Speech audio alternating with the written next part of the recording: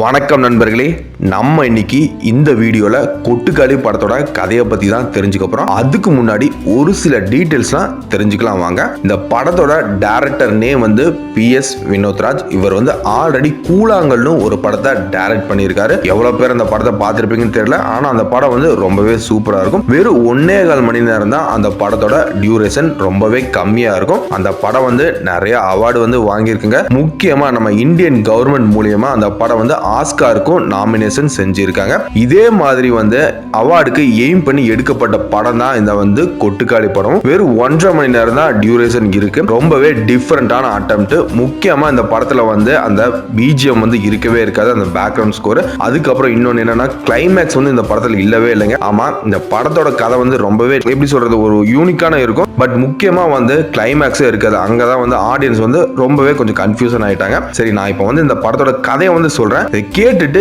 நீங்க எப்படி இருக்குன்னு கமெண்ட் செக்ஷன்ல சொல்லுங்க. சரி, அதுக்கு முன்னாடி வந்து நம்ம சேனலுக்கு புதுசா வந்திருக்க நீங்க கண்டிப்பா நம்ம சேனலை சப்ஸ்கிரைப் பண்ணிருங்க.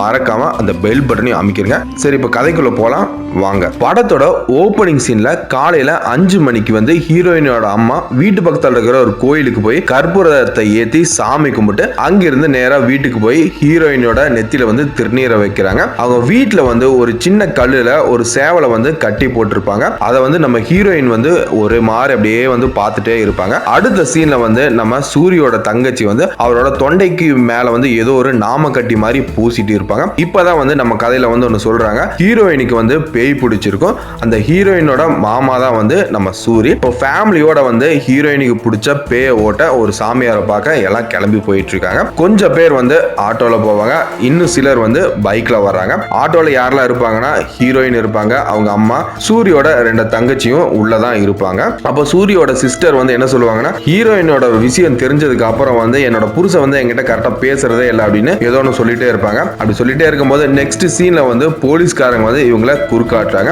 எங்க வீட்டு பொண்ணுக்கு பேய் பிடிச்சிருக்கு சார், பேயோட தான் போயிட்டு இருக்கோம் அப்படின்னு சொல்லிட்டு அங்கிருந்து கிளம்பி போறாங்க. ஆட்டோல வந்து நம்ம ஹீரோயின் வந்து ஏதோ ஒரு அதிர்ச்சியில உட்கார்ந்துட்டு இருக்கிற மாதிரியே வந்து ஏதோ ஒன்று அப்படியே வந்து பரிதாபமா அப்படியே பார்த்துட்டு இருக்கிற மாதிரியே வருவாங்க. ஆனா சூரியோட சிஸ்டர் வந்து ஏதோ ஜாடமாடையாவே வந்து பேசிட்டே இருப்பாங்க 2 பேருமே. இப்போ இவங்க எல்லாம் ஆட்டோல பேசிட்டு இருக்கும் போது தான் நமக்கு ஒரு விஷயம் வந்து புரியுது. அது என்னன்னா, ஹீரோயின் வந்து காலேஜுக்கு படிக்க போயிட்டு இருக்கும் போது வந்து அங்க வந்து வேற ஒரு ஜாதிக்கார பையனை வந்து லவ் பண்ணிடுறாங்க. ஹீரோயினை படிக்க வச்சது எல்லாமே வந்து நம்ம சூரி தான். அவளுக்காக தான் வந்து வேலைக்கு வந்து வெளியூருக்கு போயிருக்காரு. அவளுக்காக நிறைய காசு செலவு பண்ணியிருக்காரு. பட் அவ வந்து இப்படி பண்ணிட்டாலே, இவளை வந்து நம்ம அண்ணனுக்கு அதாவது கட்டி கொடுக்க வந்து விருப்பம் இல்லாத மாதிரி அவங்க தங்கச்சிங்கெல்லாம் வந்து அது ஆட்டோல வந்து பேசிட்டு இருக்காங்க. அவங்க அந்த சாமியாரை பாக்குறதுக்கு முன்னாடி வந்து என்ன பண்றாங்கன்னா, போற வழியில காட்டுக்குள்ள இருக்கிற அவங்க குலதெய்வ கோயிலுக்கு வந்து போயிட்டு அங்க சாமி கும்பிட்டு கிளம்பி போலான்னு அங்க போறாங்க. அங்க போயிட்டு எல்லாருமே சாமி கும்பிட்டு கிளம்புறாங்க. ஆனா ஹீரோயின் மட்டுமே வந்து ரொம்ப நேரமா அங்க சாமி கும்பிட்டு அப்படியே வந்து நின்னுட்டே இருக்காங்க. அப்படி கிளம்பி போயிட்டு இருக்கும்போது வந்து சூரியோட கண்ணுல வந்து ஏதோ ஒரு பூச்சி வந்து அடிச்சிருக்கும்.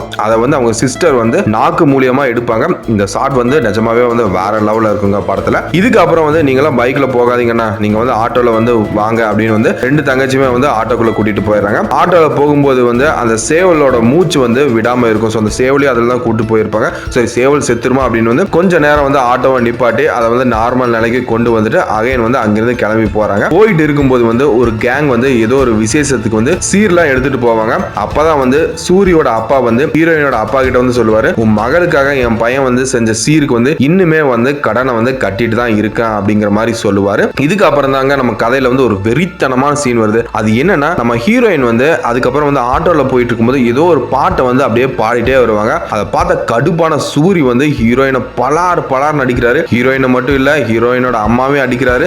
தடுக்க வர எல்லாத்தையும் வந்து போட்டு வெளுவெளுன்னு வெளுக்கிறாரு. இங்கதான் நம்ம கதையில வந்து சூரியோட கேரக்டர் வந்து எவ்வளவு கோபமான ஆளு அப்படின்னு வந்து காட்டுறாங்க. அவரோட ஆதங்கத்தை எல்லாமே வந்து வெளிப்படுத்துறாரு. உங்களை நம்பி தானே நான் விட்டுட்டு வெளியூருக்கு வேலைக்கு போனேன். இவ வந்து எப்படி வந்து இன்னொருத்தனை வந்து லவ் பண்ணலாம்? ஏண்டி, அவனுக்காக தான் அந்த குலதெய்வ கோயில நின்றுட்டு அவ்வளவு நேரம் சாமி கும்பிட்டு இருந்தியா அப்படின்னு வந்து கேட்டு அடி நடிக்கிறாரு. இங்க நடக்கிற சீன்ஸ்ல எல்லாம் வர டைலாக்ஸ் எல்லாம் வந்து வச்சு பார்த்தா மெயினா என்ன சொல்ல வராங்கன்னா, ஹீரோயினை வந்து வெட்டி கொலை பண்ணா கூட எல்லாருமே ரெடியா இருக்காங்க. அப்படி கொலை பண்ணா அவங்க பேரண்ட்ஸ் கூட வந்து கண்டுக்க மாட்டாங்க. யாருமே வந்து அங்க கண்டுக்காத மாதிரி தான் இருக்காங்க. அந்த அளவுக்கு வந்து ஒரு வெறித்தனமா வந்து இங்க வந்து சூரியை காட்டுறாங்க. அதுக்கு ரீசன் என்னன்னா, சூரி வந்து சின்ன வயசுல இருந்தே அவளதான் மேரேஜ் பண்ணிக்கணும்னு நினைச்சு அவ மேல வந்து நிறைய ஆசையும் வச்சிருப்பாரு. அவளுக்காக வந்து நிறைய காசும் செலவு பண்ணியிருப்பாரு. ஸோ இந்த சீன்லாம் முடிஞ்சதுக்கு அப்புறம் சூரி வந்து எல்லாத்துக்கிட்டையும் மன்னிப்பும் கேட்கிறாரு. அங்க இருந்து வந்து டைரக்டா ஒரு வழியா வந்து சாமியாரோட இடத்துக்கு வந்து போறாரு. போறாங்க. அங்க அந்த சாமியார் வந்து ஆல்ரெடி வந்து அவன் இன்னொரு பொண்ணுக்கு வந்து பேய் ஓட்டிட்டு இருப்பான். அதை வந்து சூரி வந்து வெச்ச கண்ணு எடுக்காம வந்து பார்த்துட்டே இருக்காரு. அது முடிஞ்ச உடனே வந்து சூரி அங்க இருந்து அப்படியே வந்து பின்னாடி போய் நிக்கிறாரு. அடுத்த சீன்ல வந்து சூரியோட ஃபேமிலி எல்லாருமே வந்து பேய் ஓட்ட ஹீரோயினை கூட்டிட்டு அங்க போய் எல்லாருமே வந்து ஒன்னா சேர்ந்து நிக்கிறாங்க. ஆனா நம்ம சூரி மட்டுமே அந்த இடத்துக்கு போக மாட்டாரு. எல்லாருமே வந்து சூரியோட பேரை சொல்லி வா பாண்டின்னு கூப்பிடுறாங்க. இங்க தான் வந்து ஏதோ ஒரு ட்விஸ்ட் வந்து நடக்க போகுது நம்ம நினைச்சிட்டு இருக்கும் போது, ஆனா டைரக்டர் வந்து ஆடியன்ஸ்க்கு வந்து ஒரு ட்விஸ்ட்டை கொடுத்துட்டாரு. அது என்னன்னா வந்து இங்கே வந்து அந்த படத்தை வந்து முடிச்சிட்டு என்ன பண்ணாருன்னா, டைரக்டர் வந்து இந்த பயணத்தின் முடிவுகள் உங்கள் கைகளில் ஒப்படைக்கப்படுகிறது அப்படின்னு வந்து ஸ்கிரீன்ல வந்து போடுறாரு. அதாவது என்னன்னா, நம்ம அங்க இருந்தா இதுக்கப்புறம் வந்து எப்படி கதையை கொண்டு போவோம், நம்மளோட திங்கிங் வந்து எப்படி இருக்குன்னு வந்து கேட்டு இருக்காரு. ஸோ இந்த கதையை வந்து நான் வந்து உங்களுக்கு சொல்லியிருக்கேன். இந்த கதையை கேட்ட நீங்க என்னன்னா, இந்த படத்தை வந்து எப்படி முடிச்சு இருப்பீங்க அப்படின்னு வந்து கமெண்ட்ல சொல்லுங்க. இந்த படத்துல என்னோட புரிதல் என்னன்னா, இந்த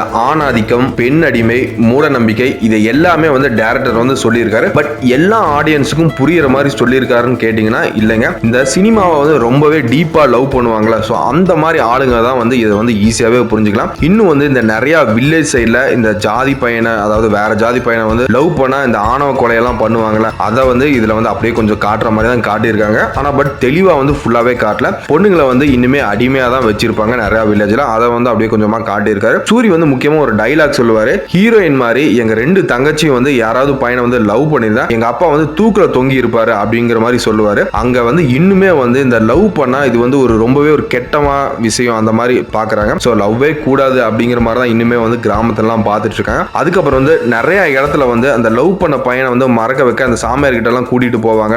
அங்க வந்து இது வந்து ஒரு மூட நம்பிக்கை. ஏதாவது லவ் பண்ண பையனை வந்து மறக்க சாமியார் கிட்ட எல்லாம் கூட்டிட்டு போவாங்களா, இது வந்து ஒரு மூட நம்பிக்கை. அதாவது அவளுக்கு வந்து ஒரு பேய் பிடிச்சிருக்கு, ஆனா வந்து ஹீரோயினுக்கு வந்து பேயே பிடிச்சிருக்காது. அவங்க வந்து அந்த பயத்துல தான் வந்து ஒரு மாதிரி கன்ஃபியூஷனா இருப்பாங்க. ஸோ அதை வந்து இவங்க வந்து ஒரு மூட நம்பிக்கையா வந்து இந்த இடத்துல வந்து காட்டுறாங்க. அதை வந்து பேய் பிடிச்ச மாதிரி கூட்டிட்டு போயிருக்காங்க. இதுக்கப்புறம் இன்னொரு சீன்ல வந்து சூரியோட தங்கச்சி வந்து அந்த பீரியட்ஸோட பேட் வந்து மாத்துவாங்க. அதுக்கு முன்னாடி வந்து இன்னொரு சீன்ல வந்து அவங்க கோயிலுக்கும் போக மாட்டாங்க, அந்த குலதெய்வ கோயிலுக்கு வெளியே வந்து ஆட்டோல உட்காந்துருப்பாங்க. இதுல வந்து டைரக்டர் வந்து தெளிவா சொல்லியிருக்காரு, இன்னுமே வந்து இதெல்லாம் ஃபாலோ பண்றாங்க அந்த மூட நம்பிக்கை அப்படிங்கறத இதையும் காட்டியிருக்காரு. இதெல்லாம் வந்து என்னோட புரிதல். இந்த படம் வந்து நீங்க வந்து இப்ப கதையை கேட்டுட்டு இருக்கீங்க, எப்படி இருக்குன்னு வந்து கமெண்ட்ஸ்ல சொல்லுங்க. அடுத்த ஒரு சூப்பரான கதையில சந்திக்கலாம். நன்றி, வணக்கம்.